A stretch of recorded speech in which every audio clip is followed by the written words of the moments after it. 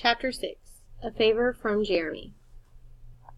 In her worry about moving day, in watching the tractor, the cat, and finally the rats, Mrs. Frisby had forgotten that she had set out originally to get some corn for supper. Now she remembered it. So instead of continuing to her house, she turned toward the far corner of the garden and the stump at the edge of the woods beyond. She was a little tired after her dash from the cat, so she walked along slowly, feeling the warmth of the sun and the smell of the breeze. This mild breeze, carrying the moist essence of early spring, caused a dead leaf to flutter here and there, and across the garden near the fence it moved something that sparkled in the sunlight. This caught the corner of Mrs. Frisby's eye.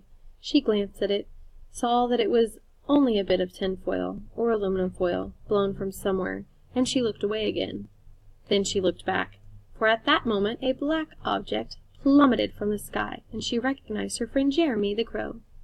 A thought crossed Mrs. Frisby's mind. She changed direction again, and, moving more quickly, ran across the earth to where Jeremy stood. He was hopping around the shiny piece of foil, eyeing it from one direction and another. What had occurred to Mrs. Frisby was that although Jeremy was not the brightest of animals she had met, and though he was young, he knew things in places she did not, and one had to begin somewhere as she approached him. He had picked up the foil in his beak and was spreading his wings to fly off. "Wait, please!" she called. He turned, folded his wings, and then replaced the foil carefully on the ground. "Hello," he said. "You remember me?" "Of course, you saved me from the cat." Then he added, "What do you think of this piece of foil?" Mrs. Frisby looked at it without much interest. "It's just a piece of foil," she said. "It's not very big." "True, but it's shiny, especially when the sun strikes it just so."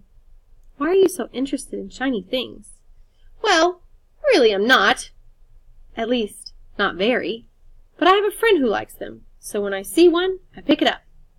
"I see, that's very thoughtful. And would the friend be female?" "As a matter of fact, yes.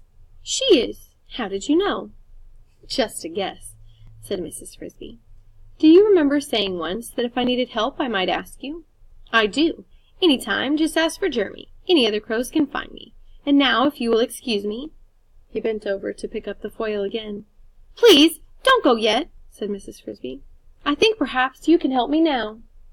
"Ah," said Jeremy. "What kind of help? Are you hungry? I'll bring you some seeds from the barn loft. I know where they're stored." "No, thank you," said Mrs. Frisby. "We have enough to eat." And then she told him, as briefly as she could, about Timothy, his sickness, and the problem of moving day. Jeremy knew about moving day. Crows do not have to move, but they keep a close watch on such activities as plowing and planting, so as to get their fair share of what's planted. And with their sharp eyes they see the small animals leaving before the plow. So he clucked sympathetically when he heard Mrs. Frisby's story, cocked his head to one side, and thought as hard as he could for as long as he could, which was about 30 seconds. His eyes closed with the effort. "I don't know what you should do," he said finally. "I'm sorry, but maybe I can help even so. At least, I can tell you what we do when we don't know what to do." "We?" "The crows. Most of the birds." "Well, what do you do then?" "Over that way?"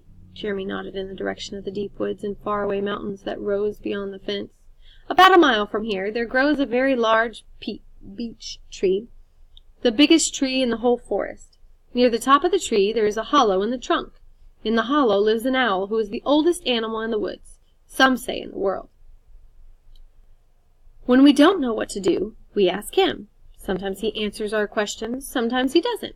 It depends on how he feels. Or, as my father used to say, what kind of humor he's in." "Or possibly," thought Mrs. Frisby, "on whether or not he knows the answer." But she said, "Could you ask him, then, if he knows of any help for me?" She did not think it likely that he would. No," Jeremy said. "That won't do. That is, I could ask him, but I don't think the owl would listen. Imagine, a crow come to ask for help for a lady mouse with a sick child. He wouldn't believe me."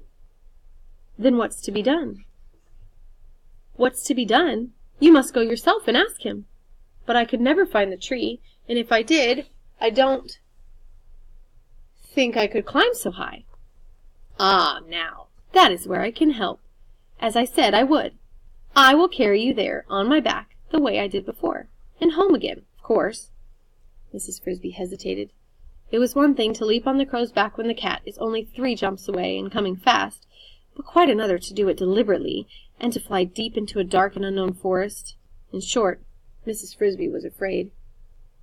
Then she thought of Timothy, and of the big steel plow blade. She told herself, "I have no choice. If there is any chance that the owl might be able to help me, to advise me, I must go." She said to Jeremy, "Thank you very much. I will go and talk to the owl, if you will take me. It's a great favor." "It's nothing," said Jeremy. "You're welcome, but we can't go now." "Why not?" "In the daytime, when the sun is out, the owl goes deep into the hollow and sleeps. That is, they say he sleeps, but I don't believe it. How could anyone sleep so long?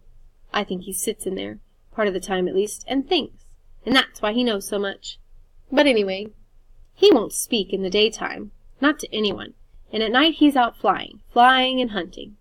"I know," said Mrs. Frisby, "and that was another reason to be afraid. The time to see him is just at dusk. Then, when the lights get dim, he comes to the entrance of the hollow and watches while the dark comes in. That's the time to ask him questions." "I understand," said Mrs. Frisby. "Shall we go this evening?" "At 5 o'clock, Jeremy said. I'll be at your house." He picked up the piece of foil in his bill, waved goodbye, and flew off.